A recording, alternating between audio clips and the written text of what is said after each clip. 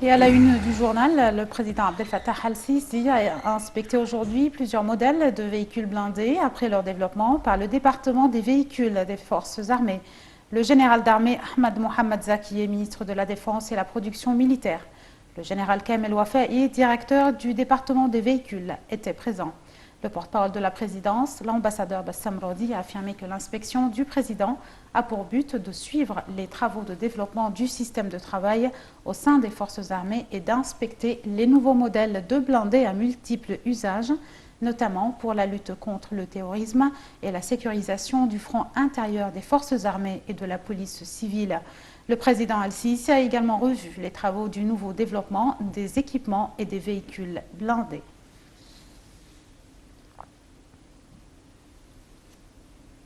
Toujours le président de la République a reçu ce matin M. Saad El-Hariri, chargé de présider le nouveau gouvernement libanais.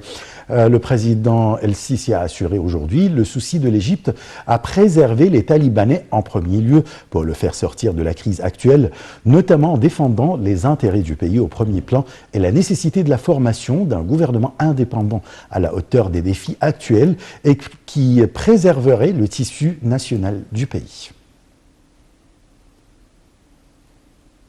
Le président Abdel Fattah al-Sisi a accueilli aujourd'hui M. Saad al-Hariri, chargé de présider le gouvernement libanais en présence du ministre des Affaires étrangères, M. Sameh Choukri, et le chef des renseignements généraux. Le porte-parole de la présidence de la République a déclaré que le président al-Sisi a affirmé la volonté de l'Égypte de préserver la capacité de l'État libanais en premier lieu et de sauver le Liban de la situation dont il souffre actuellement.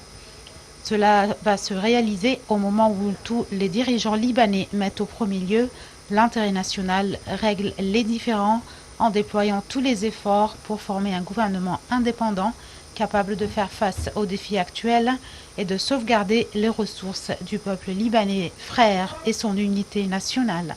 Monsieur le Président a également renouvelé la ferme position de l'Égypte en faveur du renforcement des relations de coopération étroite avec le Liban, exprimant ses vœux sincères à M. Saad al-Hariri pour former le nouveau gouvernement d'une manière qui réponde aux aspirations du peuple libanais frère et à parvenir à la sécurité et à la stabilité. Monsieur le Président a insisté que l'Égypte est prête à fournir toutes les formes de soutien, d'assistance pour surmonter les crises actuelles au Liban, en particulier les persécutions de l'explosion du port de Beyrouth et la pandémie de Covid-19. Et de sa part, M. Saad al-Hariri a affirmé la fierté du Liban, des liens historiques étroits qui reposent sur les fondements de la solidarité et de fraternité, exprimant la gratitude de son pays pour les efforts déployés par l'Égypte afin de soutenir le Liban dans tous les domaines, en particulier en fournissant toute forme d'aide et d'assistance à la suite des répercussions de l'incident du port, étant aussi un pilier fondamental pour y préserver la stabilité ainsi que dans toute la région. De même, M. Saad al-Hariri a loué l'expérience égyptienne actuelle basée sur la priorité du succès économique et du développement en la considérant comme un modèle à imiter dans les pays de la région. Outre, M. Saad al-Hariri a également salué les efforts sérieux et sincères de l'Égypte pour mobiliser le soutien international au Liban à différents niveaux, à la lumière des défis toujours difficiles affrontés par le peuple libanais, surtout au niveau politique, économique et humain. De surcroît, le porte-parole de la présidence a déclaré qu'au cours de la réunion, les deux parties ont examiné la scène politique libanaise globale, ainsi que l'évolution de la situation régionale et les moyens de renforcer les cadres de coopération bilatérale existants entre les deux pays frères.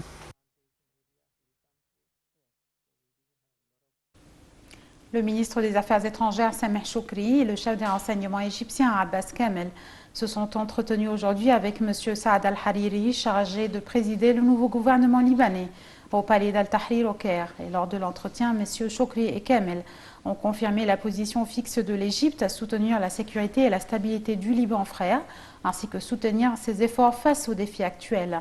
Ils ont aussi assuré l'importance de mettre en premier lieu l'intérêt national du pays afin de sortir de la crise actuelle et la nécessité de former un gouvernement indépendant à la hauteur des aspirations du peuple libanais. Et de son côté, M. Saad al-Hariri a salué les efforts de l'Égypte censés mobiliser la communauté internationale.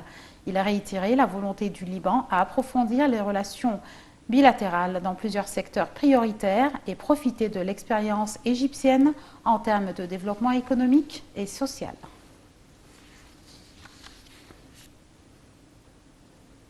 Le Premier ministre Moustapha Madbouli a effectué aujourd'hui une tournée d'inspection dans la nouvelle capitale administrative, accompagné d'un nombre de ministres et de responsables. Le chef du gouvernement a tenu une réunion au siège du Conseil des ministres au quartier gouvernemental pour suivre les dernières réalisations qui ont été achevées. À cet égard, Madbouli a souligné que le président de la République a enjoint de respecter toutes les spécifications de la construction d'une manière qui confirmait la grandeur et la noblesse de l'État égyptien. Le Premier ministre a également souligné l'importance d'accélérer les réalisations dans les différents projets. Cette visite intervenait dans le cadre du suivi de M. Madbouli de l'achèvement des travaux dans les divers mégaprojets nationaux.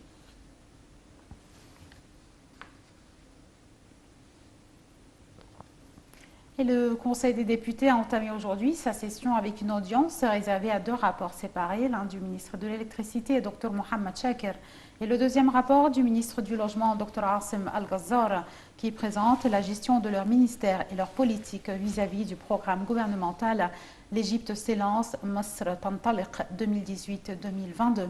Lors de la session, le ministre de l'Électricité a affirmé que le président Abdel Fattah al-Sisi a assuré que les solutions des problèmes de l'électricité représentent pour l'Égypte une question de sécurité nationale. Le président al-Sisi avait auparavant demandé que le secteur de l'électricité en Égypte soit un projet national important. Dr Chakir a ajouté que la crise de l'électricité avait été résolue, notamment après le développement et le maintien des réseaux dont la capacité d'un seul atteint 28 000 MW. Le ministre de l'Électricité a également rappelé que la centrale électrique de la nouvelle capitale administrative était la plus grande en son genre.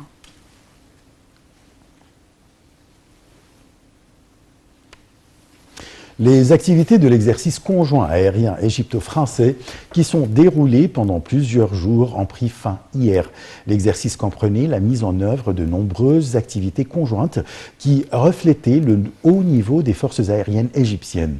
Les exercices visaient à un échange de formation et des expériences tactiques en matière de planification et de moyens de contrôle.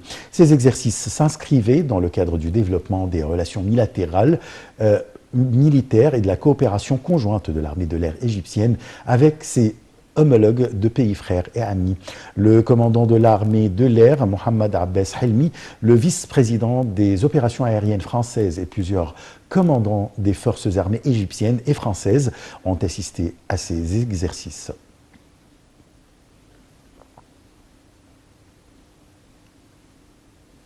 Retour en Égypte où les indices de la bourse du Caire étaient mitigés à la clôture de la séance d'aujourd'hui sur fond d'opérations d'achat menées par des institutions et des fonds d'investissement étrangers, des opérations de vente des investisseurs locaux et arabes.